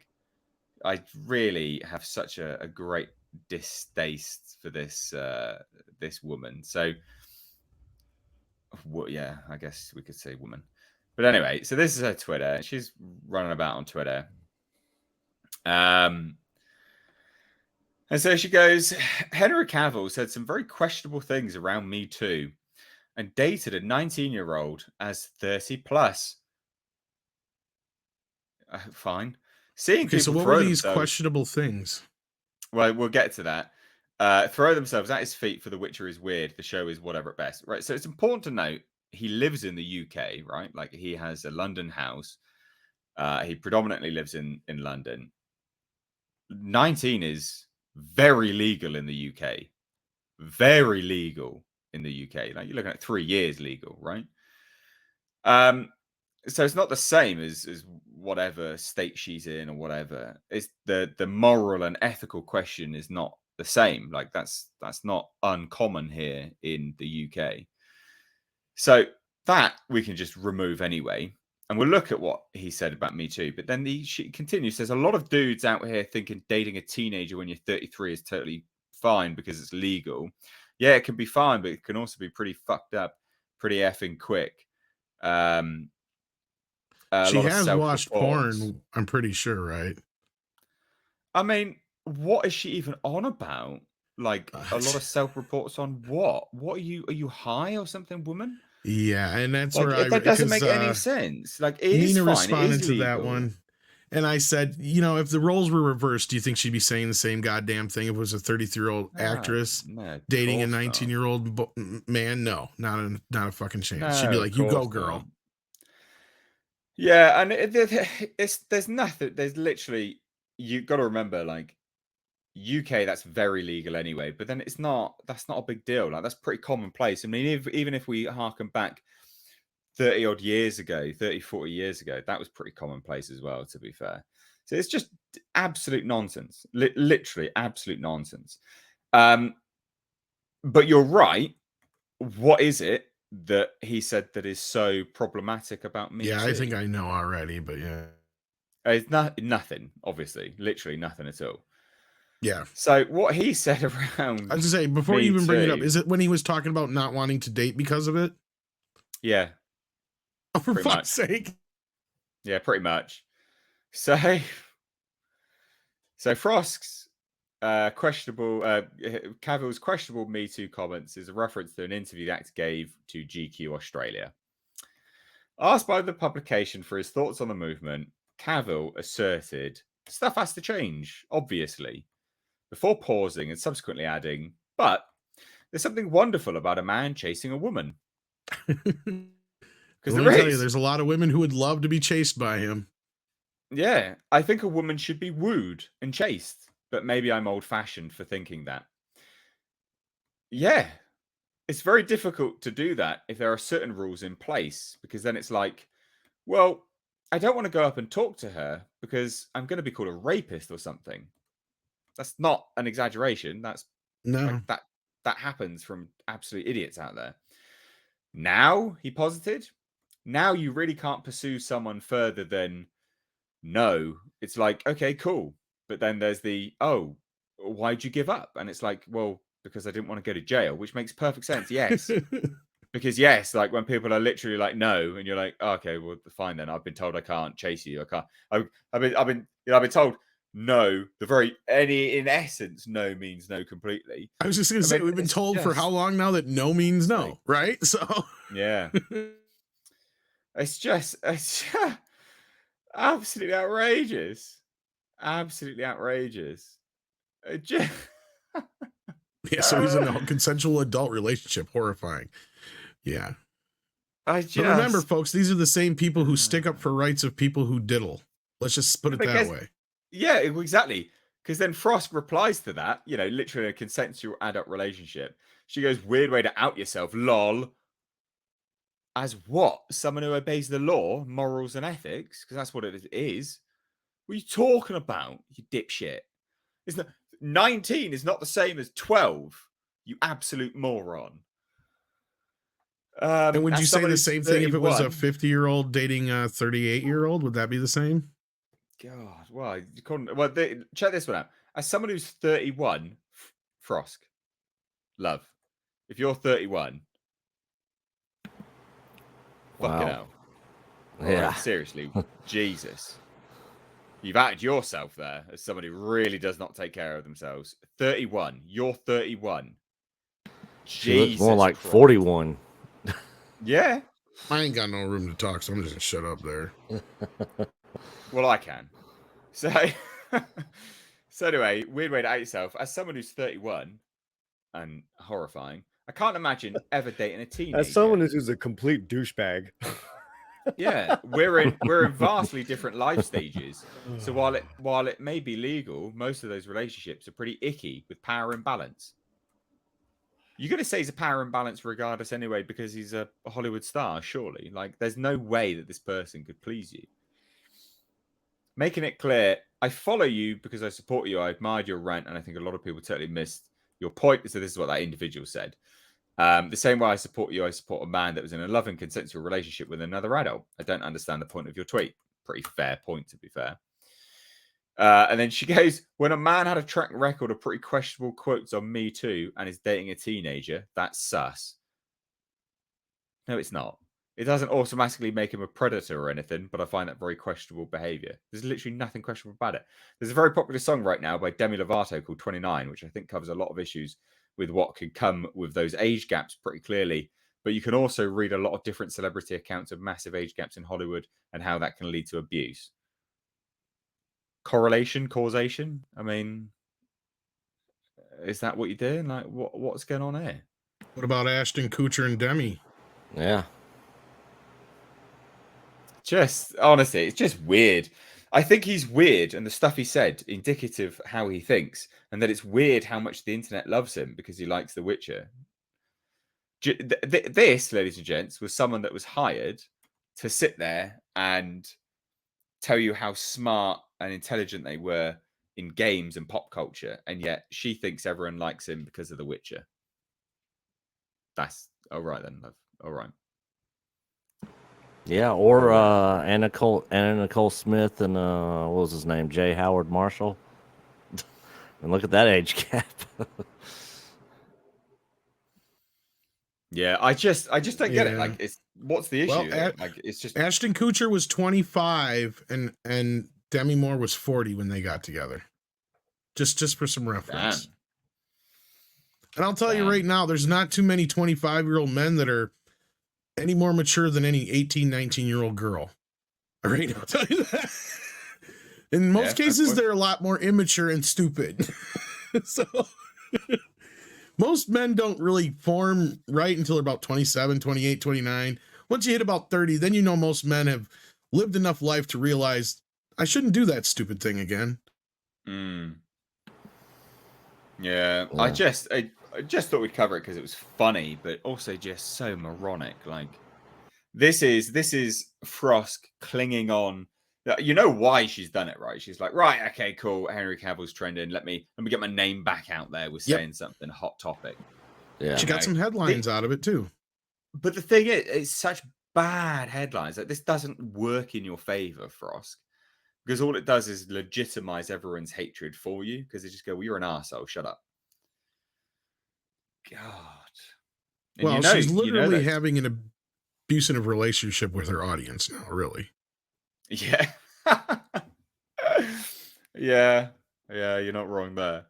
But that's all it is, right? That's all she's trying to do is just generate. She's getting the wrong kind of attention. She wants any kind of attention at this point. Yeah. Well, you know, all press is good press, apparently. Nonsense. Absolute nonsense. Yeah, what part of garbage? Absolute pile of garbage. Hey, there's much else really to add to that, guys. I don't know, Nick, Paulie, you sort of sat that one out. I'm talking to a 32-year-old. Does that make me sus too? I guess, or is that old enough? I don't know. Are you 45? What's the gap? What's the I'm 43. So 11 years. Oh, you're questionable for FROSK. Yeah, that's questionable. That's questionable, so mate. I got two couple things to say. One, women, stay away from FROSK. Anyone that if you're even considering or you run into her or whatever, run away. She hates you. This is a despicable person, and she's just showing it example after example. I mean, that's me being nice. That's saying it nicely. And two, it's nobody's business who anyone goes and dates. So shut up and go get a job. That's it. That's it. Facts. That's it. It's just like, yo, are you on the couch? Not only what that, are you doing? Preach it, Polly. Preach it, Polly. well, no. If she's like, a woman and she's not even dating men, should she have the right to say shit about men who date? I mean, really? I mean, I'm just. Oh yeah, I mean, using that logic, I'm like, yeah, you're right. You got. I guess Let me see who else I can. I ruined a TV network that was beloved 20 years ago. I ruined them last month. What else can I just totally shit on and try to ruin? That straight white man, Henry Cavill. Yeah, he wants to be Superman. How dare he? Let me look up some past shit. Oh, some past shit.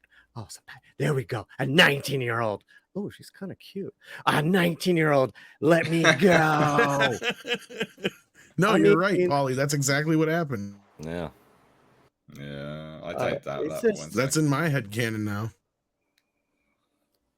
I like that. I like it. Good explanation. That's what I got.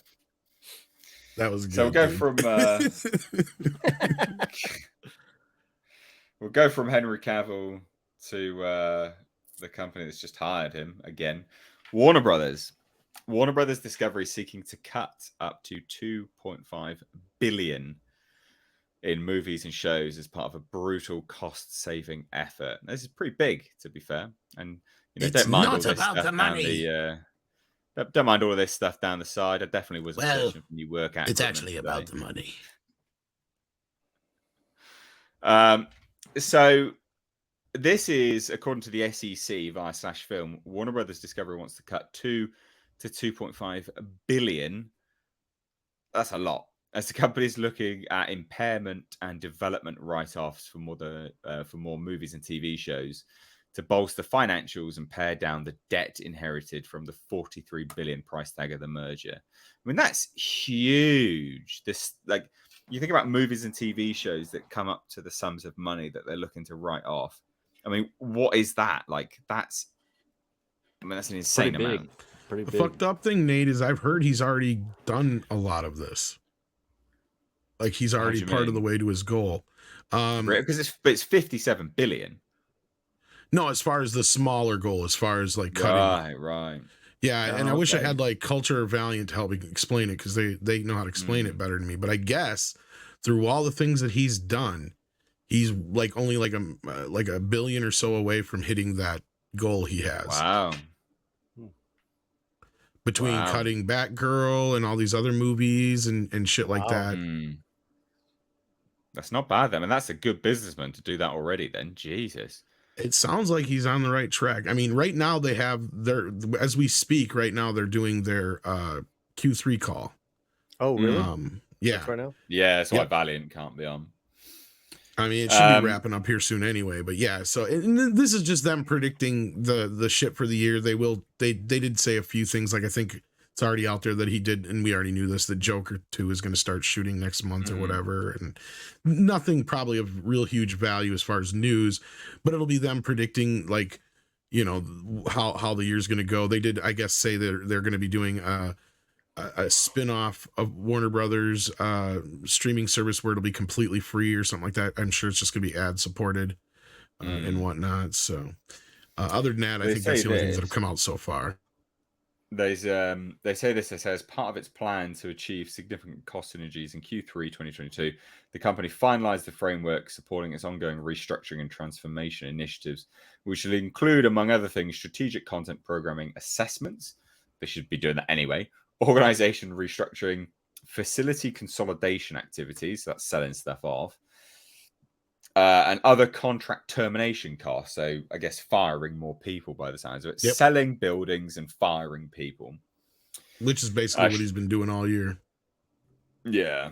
Yeah. I mean, it's quite crazy though. I mean, to think that they're that close to it already is madness. And this I don't remember how far away, but yeah, it's he's done quite a bit already though, between just all the things that he's cut from what I've been told by those guys. Yeah, well, I mean, it's Batman Cape Crusader, that's gone. Like there's a lot of stuff that they haven't done which they could have done. While the company's restructuring efforts are ongoing, including the strategic analysis content programming, which could result in additional impairments above the estimate provided above, the restructuring initiatives are expected to be substantially completed by the end of 2024. So pretty soon, amazingly, if you think about it, like that's bloody soon. It looks like Warner Brothers very clearly now actually has a plan of where they're looking to go. Finally, they've got people in charge, heads of DC, so on and so forth. They're finally pushing it in a direction that seems like it'll actually do well. Yeah, I didn't want to jump in ahead of the other guys. Nick, Paulie. Oh, I'm not surprised that they're doing this. Honestly, I think it's needed. I think they need to put more, like, kind of get what their bread and butter is, and kind of put more focus on that. But I would be interested if they did branch off and do the WB streaming service on its own, with all the Warner Brothers stuff on there, with like Batman animated series and all the old movies and all that sort of stuff. And if it was just ads on there, like I'd watch that. I freaking love the Batman animated series. But yeah, Batman animated series, I'd love that. Sad state that Warner Brothers is in, where they're having to cut, so much. Well, I wonder what this will mean. Back. I wonder what this will mean for DC Comics, because they'd already had their offices completely sort of upheaved and removed anyway. Now they're sort of, somewhere else in the, in a back office elsewhere, where they don't actually have desks anymore. They're just sort of rotational drop in on whatever desk that's there. I mean, that's surely that's a sign of them on their way out as well now. Yeah, they came in and was like, yeah, I'm going to need you to move to the basement. Basically. Like quite a huge thing, really. But I wonder whether this will mean that their budgets become much, much tighter for films, or their HBO stuff. Because I mean, HBO's got like all the money in the world. Not, but it does, because the subscriber base is substantially large. HBO's a very big subscriber base. Are they growing? So I wonder if that'll bring down any of their budgets at all, just to sort of try and levy up that, I guess, against the debt. It's a big debt. 57 billion is not, it's not exactly a small amount. Big. Big. Anyone on the panel know if the HBO Max has been growing? It seems like it's been growing. It seems like it's been taken off.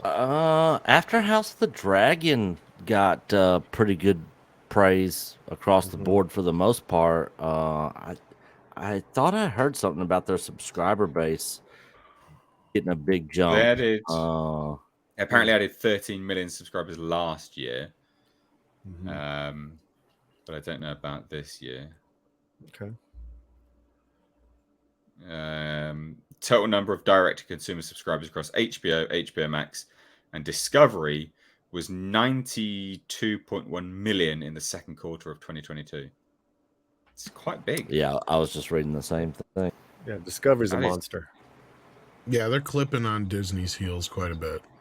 And considering they're like twice the cost, that's the other thing you got to keep in mind. Well, and then HBO and HBO Max hit 76.8 million global subscribers, so that's going to everywhere.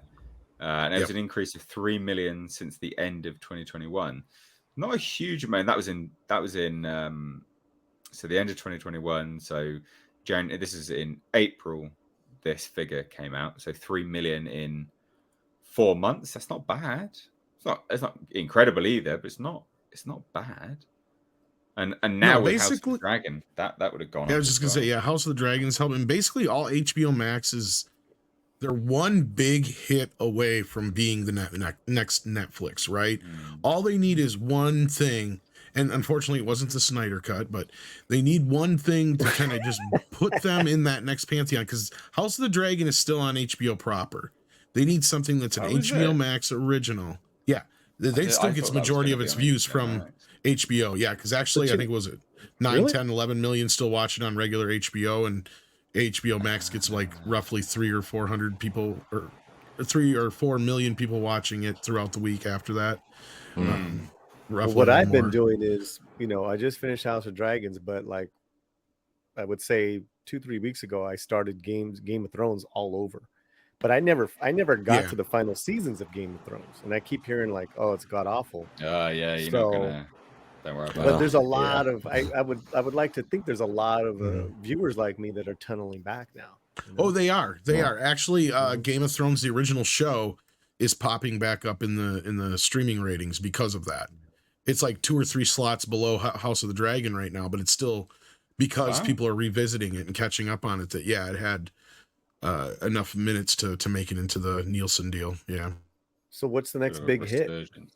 I don't know. That's the thing. They just got to find something, right? Like, I mean, HBO, these are the guys that invented this shit. And that's what I was saying before. Like, The Sopranos, that kind of thing was what made HBO go to TV, because at that time they were losing all their movies to Stars. Stars came along and they bought up all the contracts from Disney and Paramount and all these other places, and they were owned by Universal, so they had all the big contracts. So all Warner really had for movies was mostly HBO Warner Brothers films. Yeah. So at that point they're like, well, we got to come up with some shows to get people to watch our channel. That's where Sopranos came in. Not Westworld, the other one before that, Deadwood. I mean, a lot of those earlier Deadwood shows. was after. Before was Oz. Oz was like Entourage was another big semi-hit. one that pulled people Oh, I in. loved Entourage. And then you, of Wire. course, the Loved that other show. big one was And Sex and the Sopranos. Sex and City. the City. Sex and So you Yeah, the basically City. Sex had and the the double City. hitter of Sopranos and Sex and the City, which got both the men and the women involved. And those shows kind It of was changed Sunday night cable. television. Yeah. I'm sorry. Go ahead. I'm sorry, bro. No, that's all I was going to say was that they need one of those on HBO Max now, and that'll take them over the top. Because Well, Disney it's, Plus just hasn't had a big hit. They do have The Last of Us coming up as well. So I think that Is that HBO or that- HBO Max?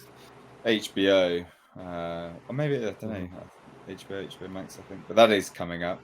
HBO was supposed to have the Hellraiser series, TV series, go on it as well, but that's not going to be a big thing either. I don't know. I mean, you're right though. They just do need one good thing. Oh, they got the Fallout series as well, whether that's HBO or HBO Max. And they had Band of Brothers and a bunch of other stuff too. That's what I'm saying. These guys know how to do premium series, right? And Like, everything- Yeah. they just right. need one of those. Yeah. And everything that you mentioned is on HBO Max. Sopranos. I have that on my watch list. Boardwalk Empire, Rome. Oh yeah, Boardwalk Empire was Deadwood. good, yeah. Yeah, because I don't have HBO, but I watch. I have Well- free free subscription to HBO Max through it's either my cell service or through DirecTV. I can't remember, but Well, that's what I that watch. was- My I was my gonna bad. ask Gents. Amazon is the guys who are behind Fallout. My bad. Okay. Got Tom, I confused. was It's going to late, ask you yes. that.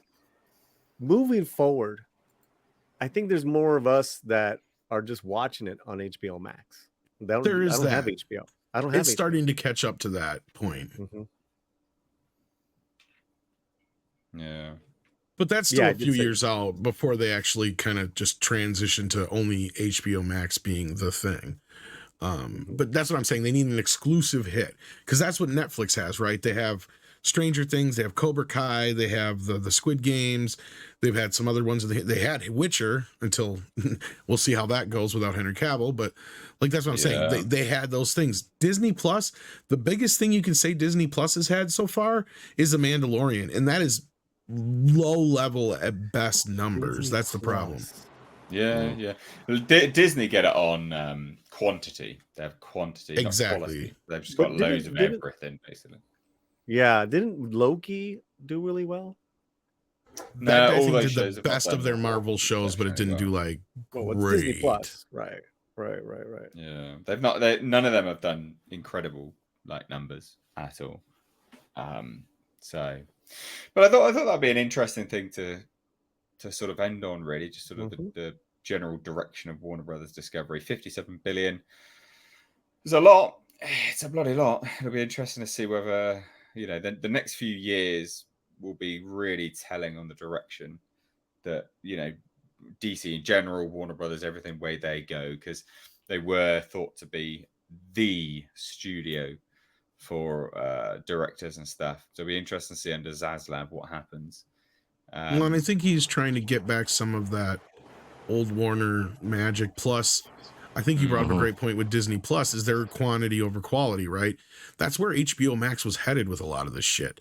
And I think that's why he came in and said, this is done, this is gone, we're not doing this, fuck that. You know, like, so rather than just even having loss leaders, just cut it. Don't even put that on there. If it's not good, don't even put it on so much stuff was on that chopping block of his. Yep. It was good though. Like, it makes sense. Makes sense to do that. Even though everyone's up in arm about it, but it makes sense. It makes sense to cancel. It does make sense. Garbage than to let them come out and why do something that's going to sully the brand? Exactly. Yeah. Yeah. And I think that about wraps it up, to be honest, ladies and gents. Thank you all for joining us today on this Thursday evening stream. It's been fun. Has been fun. In the description, but I'm a little bit low energy today. I'm really tired. The time zones have messed me up, but my dog's fine. Yeah, I bet. Yeah, ours changes this weekend. But we got the good change this weekend. The good Which change. I don't think that helps, because then you'll be up later, won't you?